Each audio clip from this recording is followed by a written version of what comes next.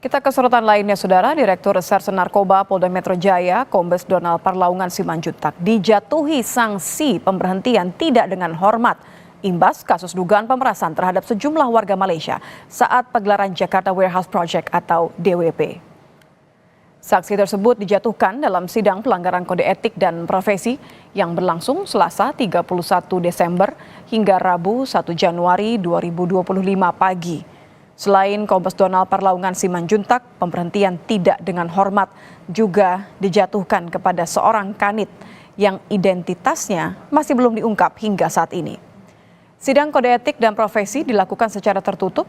Ada 18 orang anggota polisi yang diduga terlibat dalam kasus pemerasan ini. Dengan sidang untuk direktur narkoba, untuk kasubdit sama untuk kanit. Direktur sama kanitnya sudah diputus PTDH dan mereka mengajukan banding. Ya, untuk kasubdit masih diskors.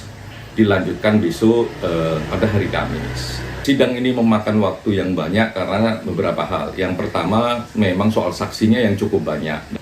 Lah, yang nggak kalah pentingnya juga dilihat struktur pertanggungjawaban. Ya, bagaimana struktur pertanggungjawaban, bagaimana struktur pengawasan, sehingga memang itu bisa diurai siapa yang menggerakkan orang, siapa yang digerakkan, atau istilah gampangnya siapa yang memberikan perintah, siapa yang melaksanakan perintah, itu juga diurai. Ada 2 polisi yang diberhentikan tidak dengan hormat pada kasus pemerasan pengunjung Jakarta Warehouse Project atau DWP. Yang pertama adalah Kombes Donald Parlaungan Simanjuntak yang merupakan mantan Direktur Reserse Narkoba Polda Metro Jaya. Sebelumnya, Kombes Donald pernah menjabat sebagai Kabak Litpers Biro Paminal Divpropam Polri tahun 2023 dan merupakan lulusan Akpol tahun 1997. 1 orang lainnya yang juga diberhentikan dengan tidak hormat merupakan perwira menengah atau pamen dengan jabatan kepala unit yang saat ini belum diketahui namanya.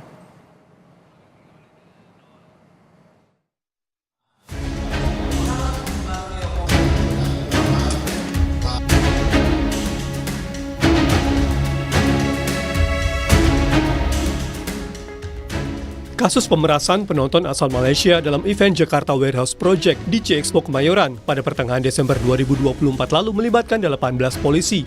Dugaan pemerasan polisi mencuat usai muncul sejumlah pengakuan korban yang diunggah di akun X yang berisi adanya penangkapan sekitar 400 penonton dan melakukan tes urin. Uang yang terkumpul dari upaya dugaan pemerasan terhadap 45 warga negara asal Malaysia diduga mencapai 2,5 miliar rupiah. 18 personel kepolisian dari Polda Metro Jaya, Polres Metro Jakarta Pusat, dan Polsek Kemayoran diamankan dan diperiksa oleh Divisi Propam Polri pasca mencuatnya laporan dugaan pemerasan di acara Jakarta Warehouse Project di J-Expo Kemayoran Jakarta Pusat. Kadif Propam Irjen Abdul Karim memastikan 18 polisi yang diduga memeras penonton konser DWP asal Malaysia akan menghadapi sidang etik. Barang bukti yang telah kita amankan jadi 2,5 miliar rupiah. Kami sepakat di Propam akan menyidangkan kasus ini, ya, yang kita rencanakan minggu depan sudah dilaksanakan sidang kode etik yang akan kita laksanakan minggu depan. Komisi 3 DPR RI mendukung proses penegakan hukum terhadap polisi yang terlibat pemerasan. Habibur Rahman mengapresiasi langkah Kadif Propam Polri mengusut kasus dugaan pemerasan di konser DWP. Menurut politisi Gerindra, polisi yang melakukan kesalahan harus mendapat hukuman setimpal. Jadi kita menghargai apa yang dilakukan oleh Kadif Propam, tapi haruslah, ya, seharusnya tetap proporsional. Nah, kalau ada oknum-oknum yang melakukan pelanggaran, tentu harus ditindak. Siapa yang berbuat harus bertanggung jawab. Orang yang melakukan kesalahan, ya, harus mendapat hukuman yang setimpal dengan perbuatannya. Jadi berat ringannya hukuman, gradasinya itu harus paralel dengan berat ringannya kesalahan. Sidang kode etik dan profesi terhadap 18 oknum polisi yang diduga terlibat kasus pemerasan WNA asal Malaysia di konser DWP dilakukan secara tertutup. Imbas kasus pemerasan ini, Mabes Polri memecat Direktur Reserse Narkoba Polda Metro Jaya, Kombes Donald Parlaungan Simanjuntak. Selain Kombes Donald Parlaungan Simanjuntak, pemberhentian tidak hormat juga dijatuhkan kepada seorang kanit yang identitasnya masih belum diungkap. Tim Liputan, Kompas TV, Jakarta. Mabes Polri sudah melakukan sidang etik kepada oknum polisi yang memeras warga negara Malaysia di konser DWP. Seperti apa perkembangan hasil sidang etiknya dan siapa saja oknum polisi yang dipecat? Kita akan bahas bersama anggota Kompolnas Khairul Anam. Selamat petang, Mas Anam. Selamat petang, Mbak. Apa kabar? Sehat selalu. Alhamdulillah baik sekali. Tanggal 1 memang ada kabar yang dinanti ya. Tapi saya ingin gali lebih jauh lagi. Kan Anda yang berada di sana, Anda yang melihat. Sebenarnya temuannya apa saja? Kalau kita mulai dari peran deh ya. Peran seorang Kombes Donald. Apa sebenarnya perannya dalam kasus ini? Iya, jadi memang kemarin itu dalam 3 persidangan yang diperiksa memang 1 soal perencanaan, 2 soal bagaimana ketika berlangsung tanggal 13, 14, 15, dan ketika acara sudah berlangsung sampai membuat laporannya, pertanggungjawabannya dan sebagainya.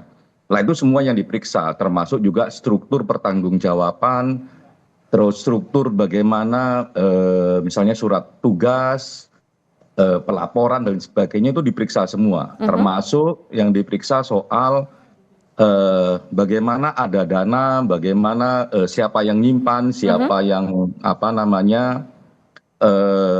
ngambil, dialirkan kemana, itu kemarin cukup komprehensif, apalagi ada terduga pelanggar ya, anggota yang terduga pelanggar juga membawa saksi yang meringankan. Jadi ada saksi yang memberatkan, ada saksi yang meringankan. Ada momen kemarin mekanisme yang konfrontir antara yang memberatkan sama yang meringankan sampai menjadi terangnya peristiwa. Nah itu menurut kami kemarin satu proses yang profesional gitu, dan kami ucapkan apresiatif terhadap mekanisme tersebut. Dan Jadi, ujungnya kan nggak main-main ya Mas Anam ya, ini Dirnat Narkobanya dipecat gitu. Berarti perannya apa? Saya ulang pertanyaan saya, Anda belum jawab. Perannya apa? Anda menyebutkan soal perencanaan tadi sampai pelaporan, ada di mana perannya seorang Dirnat Narkoba ini? yang pasti dengan level jabatan seperti itu dia bisa ada di semua lini.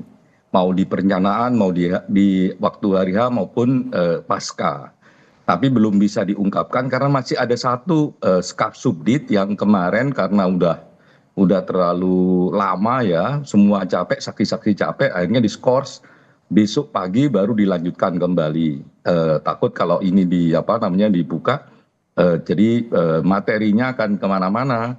Itu 1. Lah yang kedua, yang paling penting sebenarnya memang peristiwa ini dibongkar, menjelaskan bagaimana sih struktur pertanggungjawaban. Nah itu sangat penting, dan itu menunjukkan misalnya kayak sekarang ya, yang kemarin di sidang itu kan levelnya direktur, kasubdit sama kanit, walaupun ya kasubditnya ada beberapa, tapi yang paling penting kemarin kasubdit sama kanit yang dalam proses peristiwa itu menjadi satu signifikan. Oke, jadi Di semua luar, terlibat nih ya, semua direktur. membiarkan ya.